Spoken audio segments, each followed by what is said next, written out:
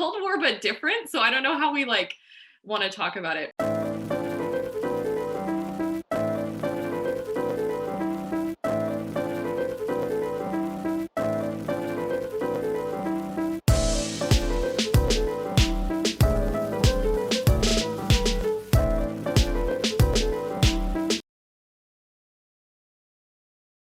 Hello and welcome to the Asian American Forward podcast.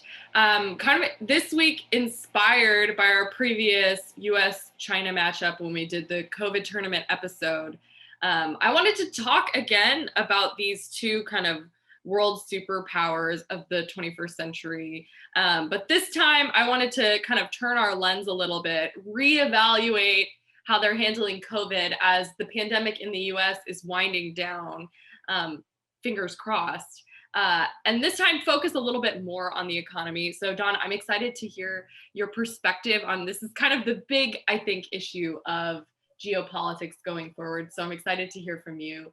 And of course, good morning, as always. Well, no, it is still morning for you. Yes, it's still morning. I'm in New York, and probably today is our campaign last day for the fundraising. We have a host 100 fundraiser in the past almost 5 months, and we reached 10.9 million. You should make a cake. You should make like when TV shows have they get to their 100th episode and they have a cake that says 100, or they get 100 cupcakes. You should do that. Maybe. Go to Magnolia Bakery and get 100 red velvet cupcakes or what other New York kind of thing you love. I will do it. I will do it on the June 21st. Do it and send me a picture. I want to see. I will. Yeah. But getting back to the issue kind of at hand, I want to set the stage a little bit. So China's economy is, and I'm adapting this from an article that was published 8 months ago, so it might be a little out of date. But this is one of the best analysis I could find in my research. China's economy is poised to come out of the pandemic a lot stronger than the US economy. Obviously, we had a lot of shutdowns and have dealt with the pandemic for a lot longer than the Chinese have. So this is from a Reuters analysis that I kind of pulled from. I thought this quote was really good. So China's economy in 2021, it's going to be 10% bigger than it was in 2019. And every other major economy in the world is going to be smaller. This is from Nicholas Lardy, an economist with the Peterson Institute for International Economics. So given kind of the pre-pandemic geopolitical stage and now this, how do you think we should respond to this news? Is this worrying to you? It's hard to say worry to me. Okay, it's a kind of I'm a pretty controversial. It's both have a Thai friendship relationship in this country. My heart's here, but also I still have a lot of connection, family members, friends in China. So it's pretty hard for me to make a objective judgment about the two countries' economy, especially at the pretty micro level. So it's in terms of monetary policy, budget policy, and also it's consumption, production, those kind of very in general. So I know it's both countries have their internal conflict and issues, but in terms of numbers so far, so we do see the number China has been pretty good. But it's the challenge. The number is that we need to wait for maybe another 6 months. We can see some true numbers on the real economy happened in China. But so far, I believe this number is somehow it's accurate. It's do have a more stronger recovery in general.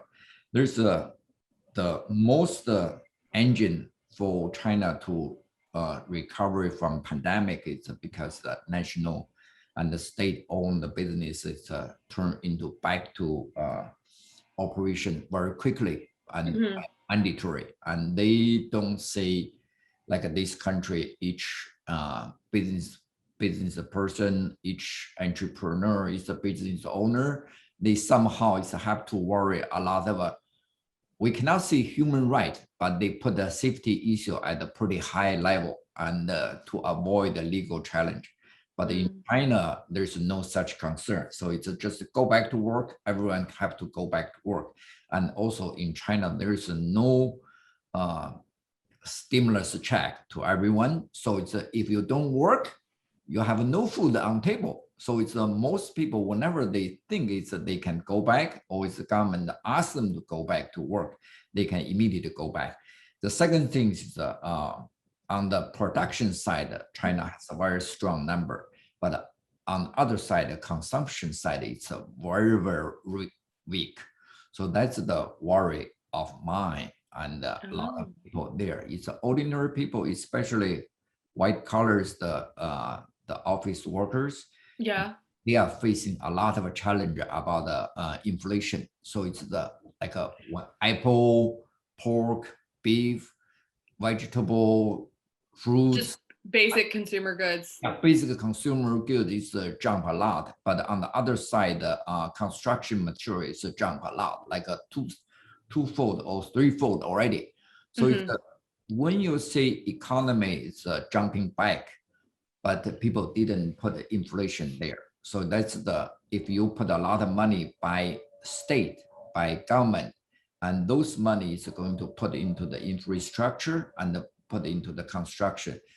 In January, it's the GDP is going to grow up, but the consumer and every citizen consumption is very staggering. It's probably reduced like a 0.1% already. So it's not the fully recovery. So the government trying to encourage people go to buy something, consumption, and try to buy some domestic product to stimulate the economy. But so far it's not very good.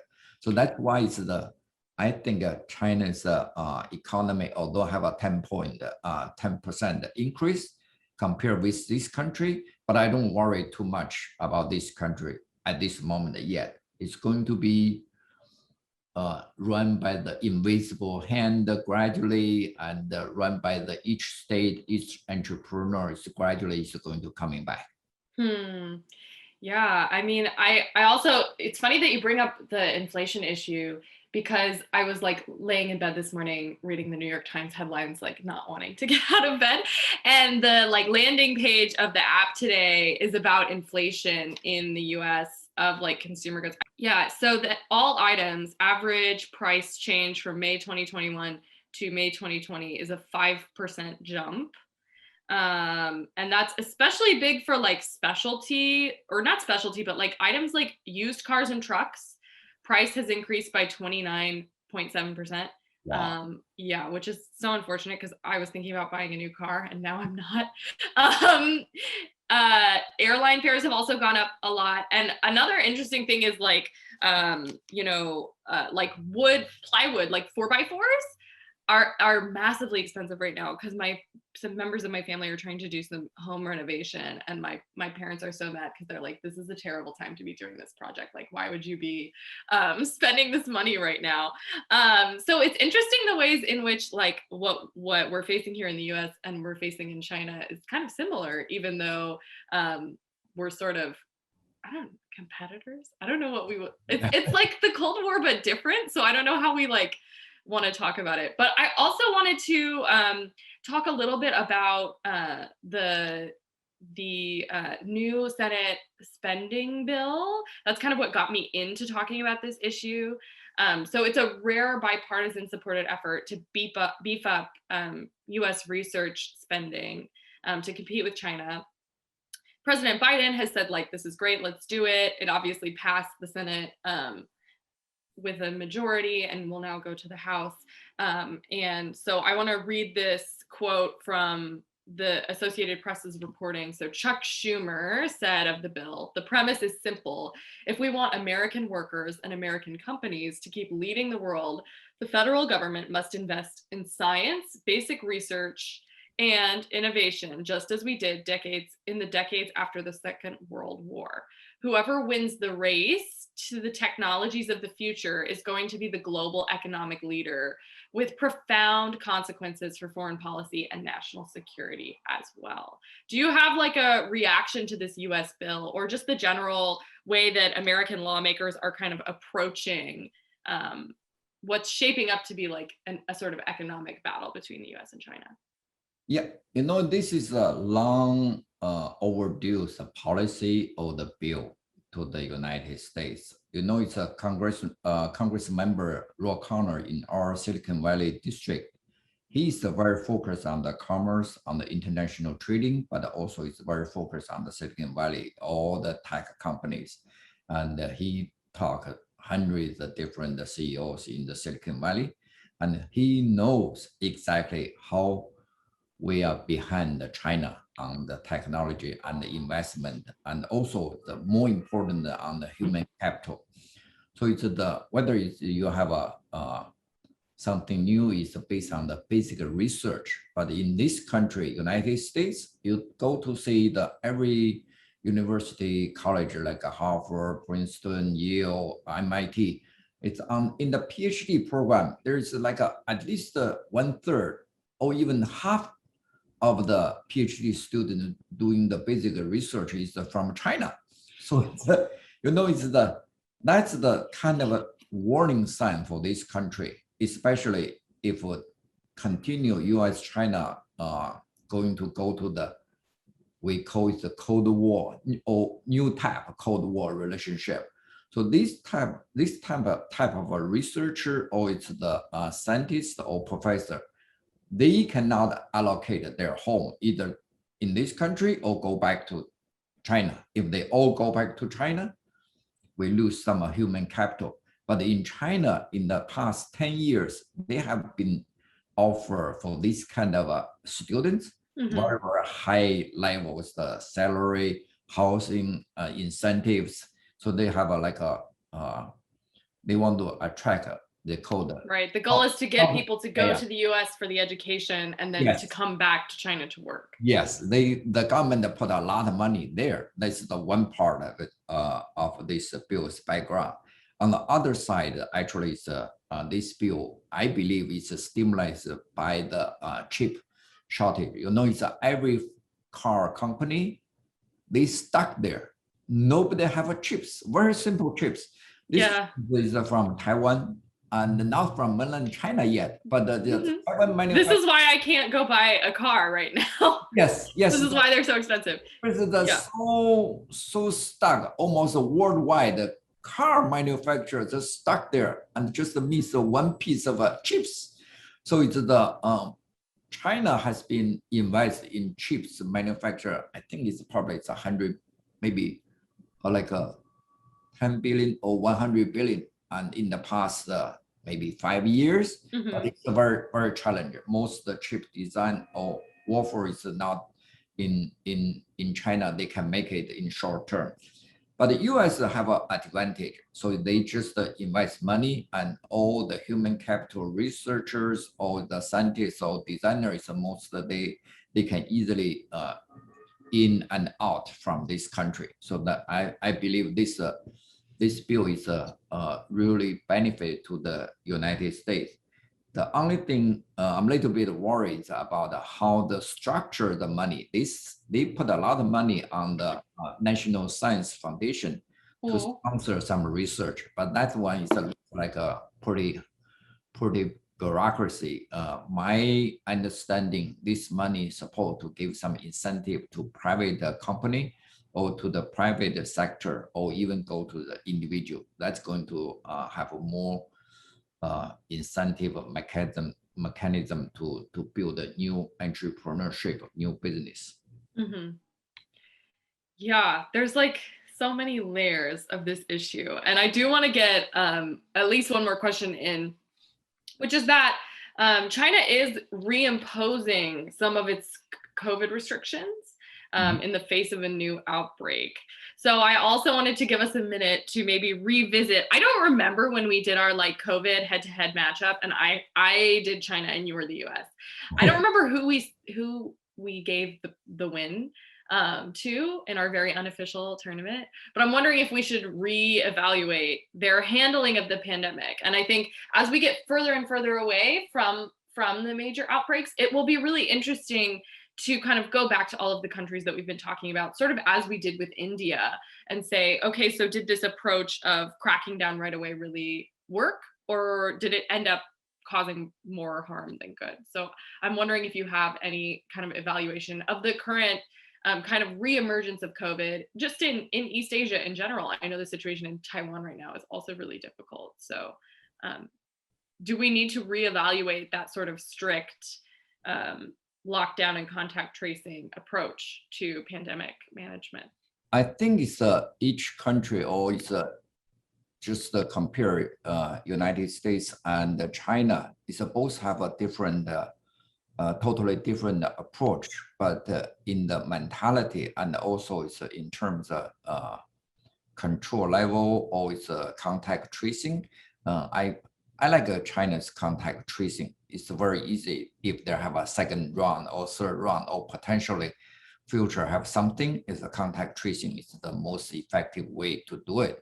If US can do somehow can make some contact tracing, it's going to help. But in general, it's I like US our models, just make all the people pretty relaxed and just make sure the emergency happen and we can have some response, but keep some people individual freedom at the meantime. In China, it's pretty suffering from individual freedom in that kind of level, but you know, the people there, they used to it, so we cannot comment about that part. But from outsider, I think it's they did a little bit too much. All right, well, we will wrap it up there for this week. Just a quick little conversation. And I would love to talk more about this in the future. Super interesting. I was listening to a podcast actually a couple weeks ago where the guest was saying that he's more worried about like a global war between the US and China than climate change, which totally blew my mind. So maybe we'll revisit this subject again soon. And we haven't really talked much about climate change on this podcast, so I'm now like filing that away. But we'll wrap it up there. Don, thanks for making time for me, as always. Thank you. Thank you, everyone. We're going to have a more special guest coming to our podcast soon, right? Hopefully. My name is Catherine Simpson. Our podcast is sponsored by Asian American Forward. You can visit our website at www.asianamericanforward.com. If you enjoyed the show this week or have a topic you'd like to hear us discuss on a future episode, send us your comments at info@asianamericanforward.com. We would love to hear from you. You can also find us on Facebook and hear more conversations between Dawn and I at our YouTube channel. If you're a fan of the show, leave us a review in the Apple Podcast Store or tell someone about us. It really helps people find the show. Thanks, and we will talk to you again next week.